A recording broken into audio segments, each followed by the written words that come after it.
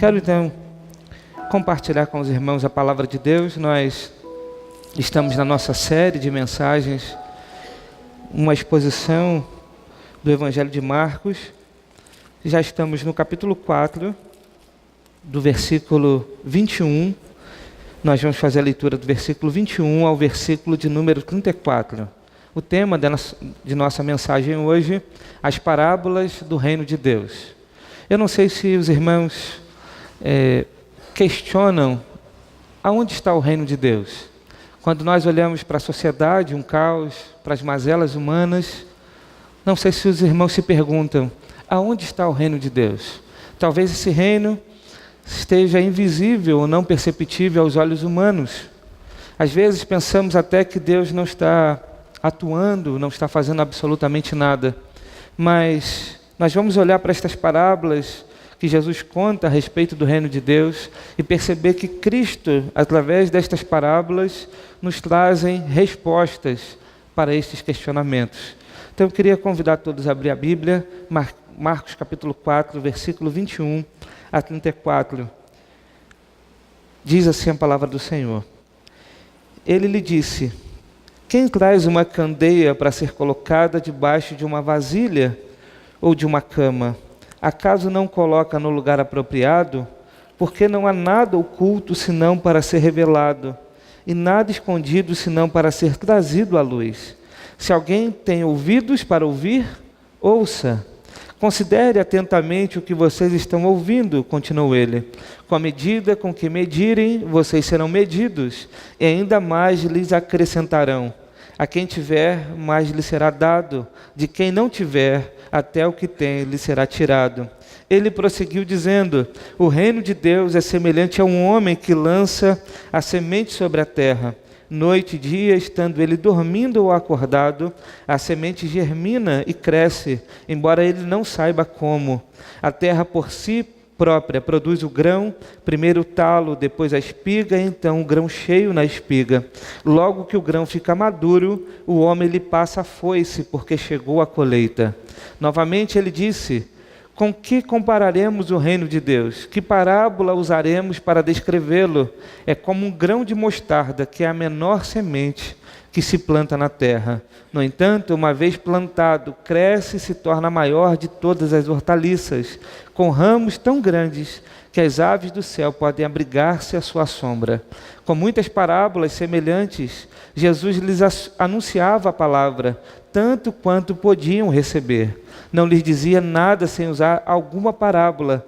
Quando, porém, estava a sós com seus discípulos, explicava-lhes tudo. Meus irmãos, a parábola da candeia é a segunda parábola que Jesus conta nesta série de 4 parábolas a respeito do reino de Deus. Esta, então, é a segunda parábola desta sequência em que Jesus está ensinando para os seus discípulos a respeito do reino de Deus.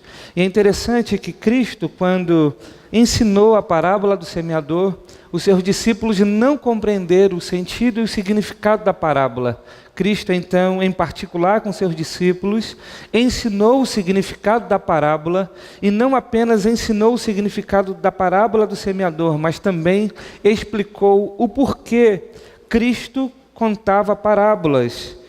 Meus irmãos, e aí quando nós olhamos pela razão e pelo motivo que Jesus conta as parábolas, nós vamos compreender, então, esta parábola da candeia. Eu quero que a gente lembre, em Marcos capítulo 4, verso 11 e 12, que Jesus diz assim: a vocês foi dado o mistério do reino de Deus, mas os que estão fora, tudo é dito por parábolas, a fim que ainda que vejam, não percebam, ainda que ouçam, não entendam. De outro modo, poderiam converter-se e ser perdoados. Meus irmãos, o que Jesus está dizendo é que somente os discípulos de Jesus é dado o mistério do reino de Deus. Podemos então fazer uma pergunta: será então que o reino de Deus está oculto? A resposta é não. E por que não? Porque ninguém traz uma candeia para ser colocada debaixo de uma vasilha ou de uma cama, mas ela é colocada em um lugar apropriado para iluminar todo o ambiente. O que Jesus está querendo dizer aqui?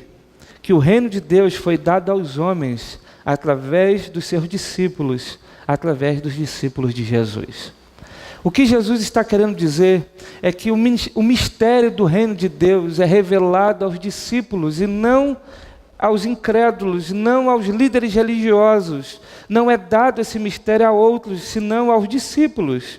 Jesus está dizendo, então, que a luz não apenas brilha no coração para iluminar o entendimento e compreender o mistério do reino de Deus, mas ele se torna a luz do mundo, a candeia que brilha e ilumina a luz do Senhor.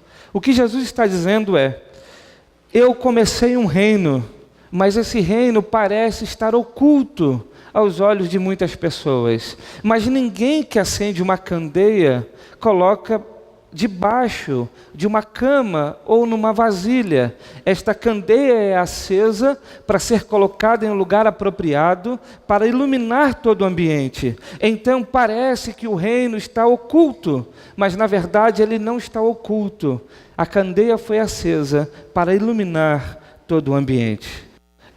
Quem recebeu esta revelação? Os apóstolos. Esses homens então se tornaram esta candeia que iluminou o mundo daquela época. E veja, meus irmãos, o que o próprio Jesus diz em Mateus capítulo 5, verso 14 a 16. Ele diz assim: vocês são a luz do mundo. Não se pode esconder uma cidade construída sobre um monte, e também ninguém acende uma candeia e a coloca debaixo de uma vasilha. Pelo contrário, coloca no lugar apropriado, e assim ilumina todos que estão na casa. Assim brilha a luz de vocês diante dos homens, para que vejam as suas boas obras e glorifiquem o Pai de vocês que está nos céus. Veja, Jesus está dizendo: vocês são a luz do mundo. Jesus está dizendo: a igreja é a luz do mundo. Jesus está dizendo: nós somos a luz do mundo. E é interessante que os discípulos então se tornam esta candeia, esta luz do mundo. No início eles não entendem muito bem os mistérios do reino de Deus. Eles não compreendem muito bem a respeito da missão, da obra de Cristo na terra. Eles creem em Jesus, sabem que Jesus é o Messias, mas quando nós olhamos para o Evangelho, nós percebemos que eles têm muitas dúvidas na caminhada. Eles não compreendem muito bem como é que funciona esse reino, como é que é o mistério deste reino. Eles são como uma candeia que no início está debaixo de uma cama. E aí, meus irmãos, depois da ressurreição de Jesus e a descida do Espírito Santo, o reino de Deus ficou claro para os discípulos e eles se tornaram a luz em um lugar apropriado para iluminar o mundo da sua época com as boas novas do reino de Deus. Foram eles iluminados pelo Espírito Santo que narrou e escreveu a história de Jesus. Foram eles que foram iluminados com o Espírito Santo, que escreveram e normatizaram as doutrinas cristãs. Foram eles que, iluminados pelo Espírito Santo, orientaram as igrejas, e a partir destas orientações, então, se produziu o Novo Testamento. Foram eles que explicaram por que Cristo morreu, por que Ele ressuscitou. Foram eles que explicaram como nós podemos nos reconciliar com Deus. Foram eles que explicaram como é que nós somos justificados pela fé. Os discípulos de Jesus, no primeiro século, se tornaram uma candeia que ilumina a luz de Cristo até os nossos dias. Eles pareciam estar ocultos. Por isso o texto diz: não há nada oculto senão para ser revelado, e não há nada escondido senão para ser trazido à luz. Cristo está falando a respeito do seu reino. O seu reino que parecia estar oculto, mas que ainda seria revelado. Mas essa luz, meus irmãos, ela também brilha em nossos corações. Veja, a nós também foi dado o mistério do reino de Deus. E com a luz do Senhor reconhecemos as nossas mazelas, nossos pecados, ficam evidentes de duas. Uma atitude será a nossa: ou nos prostraremos diante da luz de Cristo, ou fugiremos dela para permanecer na escuridão, amando os nossos pecados. Veja o que João capítulo 3, verso 19 a 21 diz. Você pode ler comigo? A luz veio ao mundo, mas os homens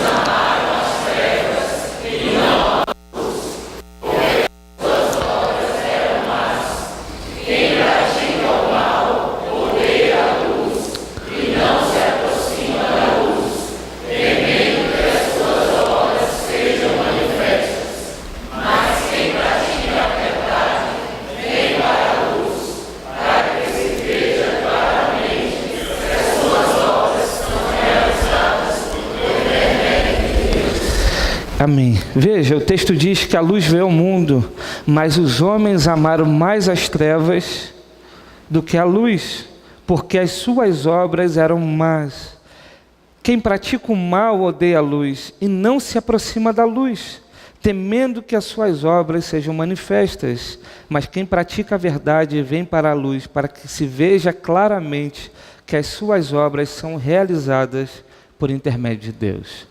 O que João está dizendo é que a luz de Cristo veio ao mundo, e aqueles que rejeitam e que rejeitaram a luz de Cristo, fizeram porque viviam nas trevas, fizeram porque as suas obras mais seriam manifestas. Por isso, meus irmãos, nós temos de duas atitudes, uma a tomar diante da luz de Cristo.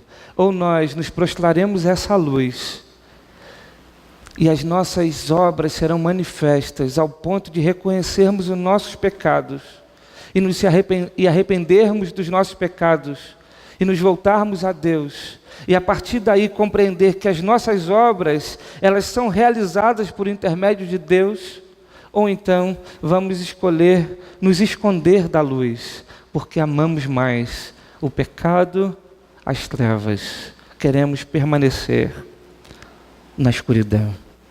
Ou amaremos a luz e perceberemos que toda a nossa bondade, justiça e obra não vem de nós mesmos, mas são realizadas pelo intermédio do próprio Deus, ou fugiremos dela para continuar na escuridão de nossos pecados. E quando recebemos a luz, então, meus irmãos, nos submetemos a ela e também nos tornamos a luz do mundo. O mundo só não está pior porque a igreja está no mundo, pregando e lutando para viver os valores de Deus. A sociedade ocidental consegue experimentar um pouco de democracia, porque esta sociedade, esta cultura, foi fundada com os valores do cristianismo.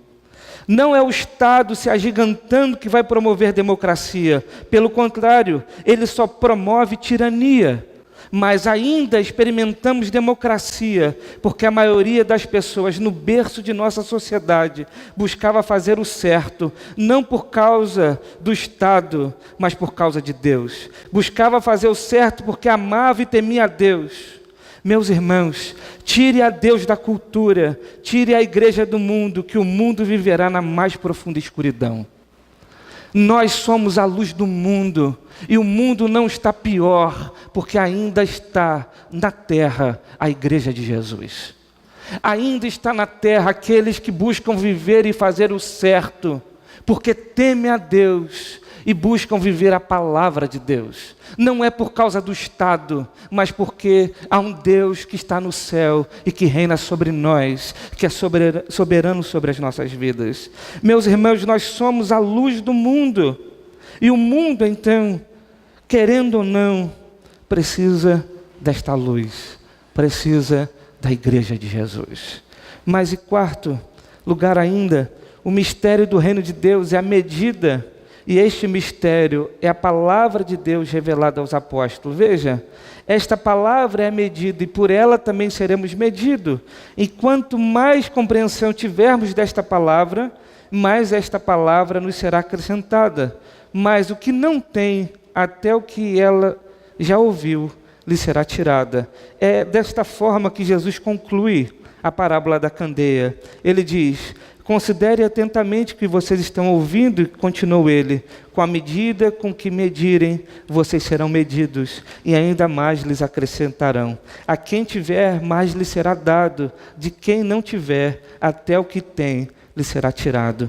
Jesus está se referindo ao mistério do reino de Deus. Esse mistério que foi revelado aos apóstolos, que se torna medida para medir todas as coisas, inclusive medir os próprios apóstolos. E aqueles que têm receberão mais, mas aqueles que não têm, até aquilo que eles ouviram, lhe será tirado. Este é o significado, então, da parábola da candeia. O reino de Deus foi aceso.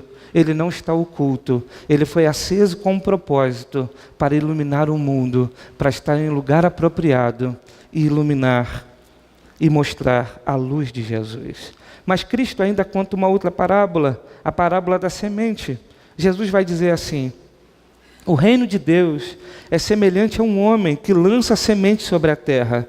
Noite e dia, quer ele durma, quer se levante, a semente germina e cresce, embora ele não saiba como. A terra por si própria produz o grão, primeiro o talo, depois a espiga, então o grão cheio na espiga. Logo que o grão fica maduro, o homem lhe passa a foice, porque chegou a colheita. O que Jesus está dizendo é que o reino de Deus se desenvolve naturalmente de uma forma imperceptível. A semente foi lançada, mas o homem, ele dorme, ele se levanta e a semente germina e cresce, embora ele não saiba como. O que Jesus está dizendo é que esta candeia, esse reino que foi aceso, que embora estivesse oculto, ele é revelado e ele cresce de uma forma imperceptível. Não depende dos homens, depende de Deus. É isso que o apóstolo Paulo vai dizer quando ele diz: uns plantam, outros semeiam, mas é Deus que dá o crescimento. Meus irmãos, a semente está sendo semeada e naturalmente ela vai dando frutos e frutos para a vida eterna. Haverá um dia que esses frutos serão colhidos, e esse dia será o dia da colheita. O dia que seremos recolhidos para viver com o nosso Deus. Embora pareça que Deus não está agindo, que o reino de Deus não está avançando, ele corre o seu curso natural, e ele chegará até o dia da colheita. Há muitos que não conseguem perceber o reino de Deus, por conta do caos da humanidade. Porém, embora que o homem não perceba, o reino de Deus está crescendo. Embora o homem não consiga perceber com seus olhos, o reino de Deus está avançando. O reino de Deus está dando frutos. O reino de Deus está crescendo. Até o dia da colheita, até o dia da consumação de todas as coisas, até o dia em que Deus consumar a história. Então, o reino de Deus será perceptível e visível a todos os homens. Mas Jesus ainda conta mais uma parábola para falar do reino. Ele vai contar a parábola do grão de mostarda. Olha o que ele diz. Novamente ele disse: com que compararemos o reino de Deus? Que parábola usaremos para descrevê-lo? É como o grão de mostarda que, quando plantada, é a menor semente de todas. No entanto, plantada, ela cresce e se torna a maior de todas as hortaliças, com ramos tão grandes que as aves do céu podem abrigar-se à sua sombra. Com muitas parábolas semelhantes, Jesus lhes anunciava a palavra, tanto quanto podiam receber. Não lhes dizia nada sem usar alguma parábola. Quando, porém, estava a sós com seus discípulos, explicava-lhes tudo. Jesus, então, conta mais uma parábola. E ele conta a parábola da semente de mostarda. Jesus compara o reino com uma semente que é plantada, e essa semente é muito pequena, e depois cresce e se torna grande demais, a maior de todas as hortaliças. Jesus está focando nesta parábola não o tamanho do reino, não a glória do reino, pois naquele contexto ninguém duvidava que o reino de Deus prometido era um reino de esplendor e glória. O que Jesus está dizendo é que esse reino de esplendor e glória não começaria de uma maneira plena, mas de uma maneira insignificante, de uma forma pequena, de forma velada, como uma candeia debaixo de uma cama, como uma semente que é jogada no campo, como uma semente de mostarda, mas depois esse reino cresceria.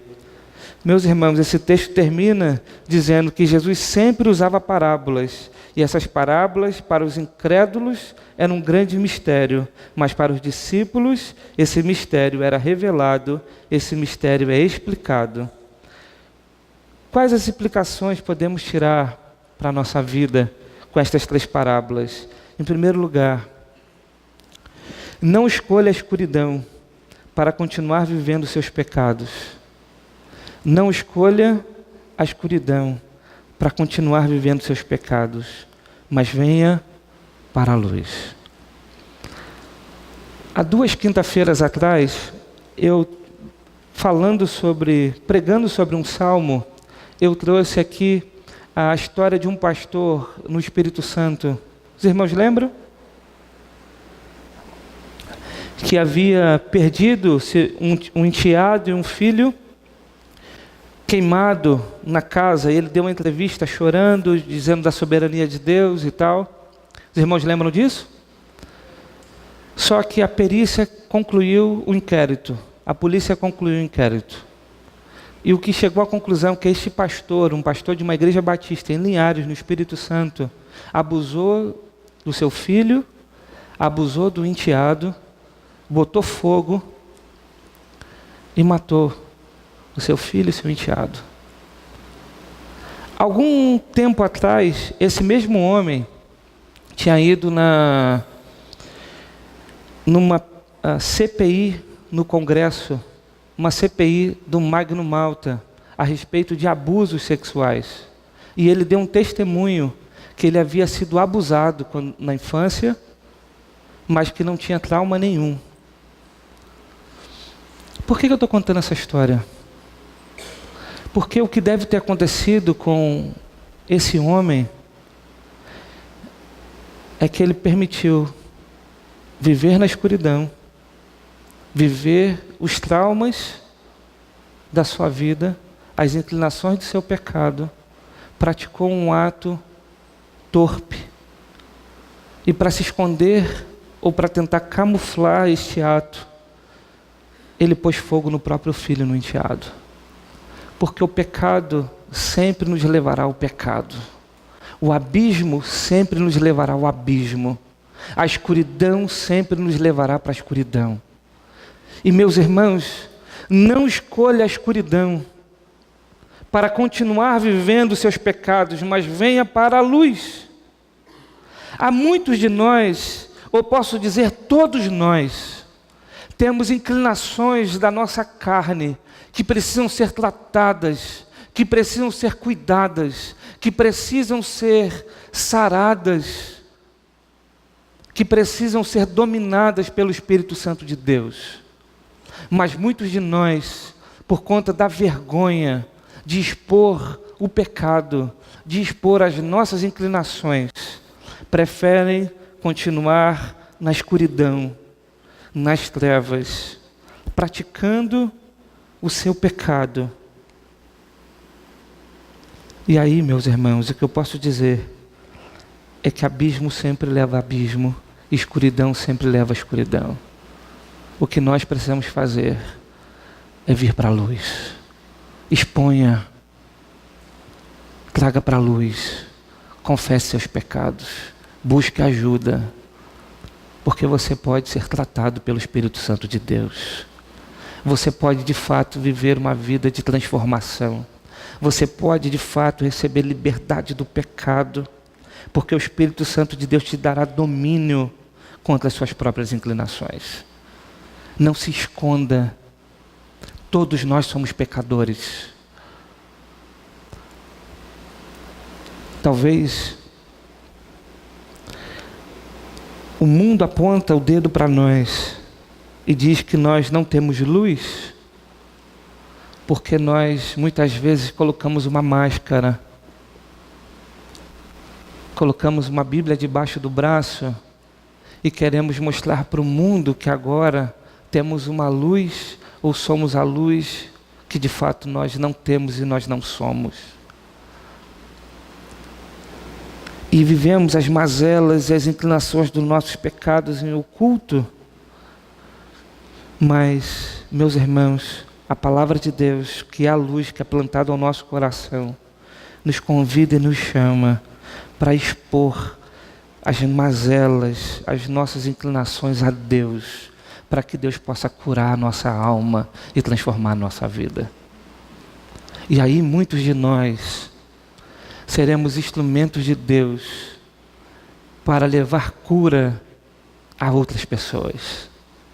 Muitos de nós seremos instrumentos de Deus para auxiliar a outros que passam pela mesma situação que um dia nós enfrentamos. Não escolha a escuridão para continuar vivendo seus pecados, mas venha para a luz, porque na luz há restauração, na luz há conserto, na luz há transformação. Diante de Deus nós estamos nus, não há máscaras. Deus sabe exatamente quem somos. Nós não temos como se esconder de Deus, nem na escuridão, porque Deus é luz. Mas em segundo lugar, a igreja é a luz do mundo. Brilharemos como a luz do mundo quando nos tornarmos, meus irmãos, como Cristo disse no Sermão do Monte. Se nós abrirmos Mateus capítulo 5, no início do Sermão do Monte, a partir do verso 3, Jesus vai dizer: bem-aventurados os pobres em espírito, pois deles é o reino dos céus. Bem-aventurados que choram, pois serão consolados. Bem-aventurados os humildes, pois lhes receberão a terra por herança. Bem-aventurados que têm fome e sede de justiça, pois serão satisfeitos. Bem-aventurados os misericordiosos, pois obterão misericórdia. Bem-aventurados os puros de coração, pois verão a Deus. Bem-aventurados os pacificadores, pois serão chamados filhos de Deus. Bem-aventurados perseguidos por causa da justiça, pois deles é o reino dos céus. Bem-aventurados serão vocês quando, por minha causa, os insultarem, perseguirem e levantarem todo tipo de calúnia contra vocês. Alegrem-se e regozijem-se, porque grande é a recompensa de vocês nos céus, pois da mesma forma perseguiram os profetas que viveram antes de vocês. Vocês são o sal da terra. Se o sal perder o seu sabor, como restaurá-lo? Não servirá para nada, exceto para ser jogado fora e pisado pelos homens. Vocês são a luz do mundo. Não se pode esconder uma cidade construída sobre um monte. O que Jesus está dizendo, e no contexto em que ele diz que os discípulos é a luz do mundo, ele antes disso diz que bem-aventurado é o pobre em espírito. E meus irmãos, a bem-aventurança é uma sequência lógica. Quando nós compreendemos a bem-aventurança e vivemos então como um bem-aventurado, seremos a luz do mundo. Porque como é feliz o pobre em espírito, e o pobre em espírito é aquele que é vazio de si mesmo. É aquele que foi tocado pela luz do Senhor, pela graça de Deus, e ele consegue olhar para dentro de si e percebe que ele é vazio. Ele olha para dentro de si e enxerga as suas mazelas, os seus pecados. E o que ele faz diante disso? Ele chora o seu pecado. Ele chora diante de Deus o seu pecado, por isso ele será consolado. E quando ele chora o seu pecado, então ele está numa condição de humildade. Ele é quebrado e quebrantado por Deus, então ele percebe que não é nada comparado a Deus. Ele depende totalmente de Deus, por isso ele é humilde. E aí então, quando ele está nessa condição de humildade, ele começa a ter sede e fome de justiça. E não é a justiça social, não é a justiça desse mundo, mas é cumprir com a justiça de Deus. É cumprir conforme a justiça de um Deus que é soberano. E quando ele tem mais fome e sede de justiça, ele se torna misericordioso, porque ele percebe que Deus agiu com uma justiça com ele, e agora ele precisa agir com a mesma justiça com outros.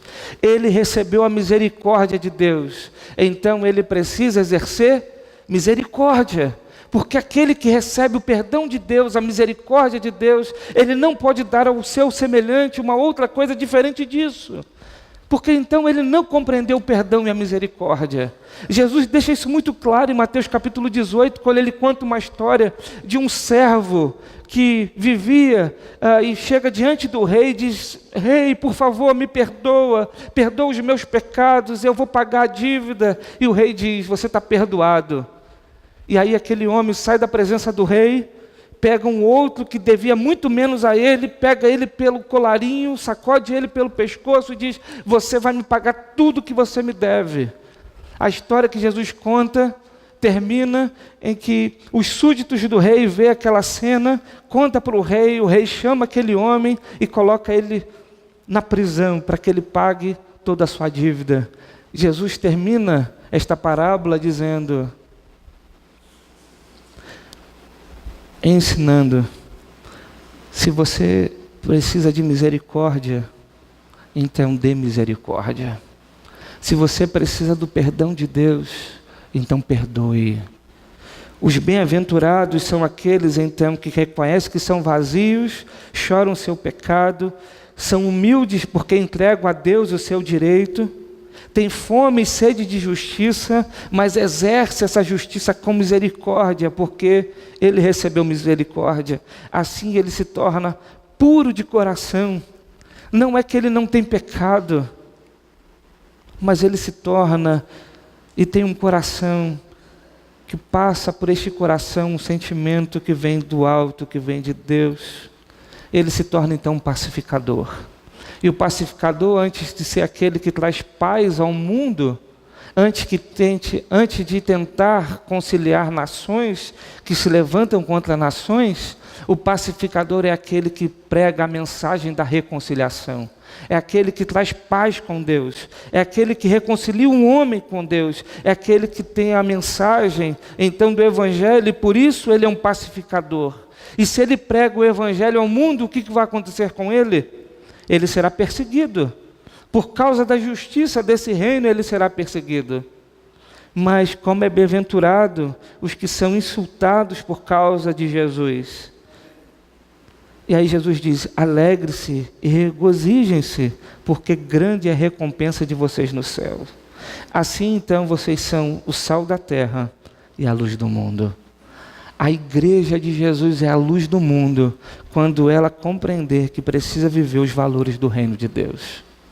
Quando ela vive os valores do reino de Deus, então ela vai iluminar uma sociedade caída, homens caídos, e vai apontar para a luz do Senhor. Mas em terceiro lugar, seremos julgados pela palavra de Deus. A igreja, o mundo, todos os seres humanos serão julgados pela palavra de Deus. Portanto, proclame a palavra de Deus e lute para viver a palavra de Deus. Ela é a medida que nos julga. Há muitos que desconsideram a palavra de Deus e não vivem por ela. Não há respeito por ela, mas todos nós seremos julgados por ela. Gostando ou não, acreditando ou não. Hebreus capítulo 4, verso 12 e 13 diz: pois a palavra de Deus é viva e eficaz, é mais afiada que qualquer espada de 2 gumes. Ela penetra ao ponto de dividir alma e espírito, juntas e medulas, e julga os pensamentos e intenções do coração. Nada em toda a criação está oculto aos olhos de Deus. Tudo está descoberto e exposto diante dos olhos daquele a quem havemos de prestar contas.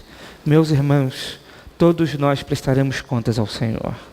Mas em quarto lugar, as parábolas do reino reafirmam a soberania de Deus no controle de toda a história. O reino de Deus é imperceptível aos olhos dos homens, mas uma vez que a semente foi lançada, ele vai dar fruto até a colheita.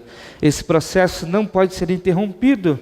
Deus irá conduzir a história até o fim. Deus é soberano, meus irmãos, e a parábola do reino demonstra isso. Esse reino que começou como uma candeia é a luz do mundo. E este reino está crescendo no coração daqueles que são alcançados pelo Evangelho. E um dia chegará o dia da colheita. E nesse dia, todo ser humano se prostrará diante do Rei, querendo ou não, porque todo joelho se dobrará diante dele. Todo joelho se dobrará. Quando o Rei entrar, os joelhos se dobrarão. Lembra em filmes épicos, quando o Rei entra numa sala, todos se prostram diante do Rei? Esta é a cena. Quando o Rei da Glória vier, todo joelho se prostrará diante dele. Mas nós temos uma opção. Ou nos prostraremos diante dele na eternidade, ou nos prostraremos diante dele no inferno. Porque até no inferno as pessoas se prostrarão diante do Rei da Glória, porque ele é o Rei da Glória. Mas em último lugar, há um lugar para você no reino de Deus, mas para isso é necessário arrependimento. Se volte para Deus e faça parte desse reino, e seja a luz do mundo, a luz do Senhor. Que Deus nos abençoe.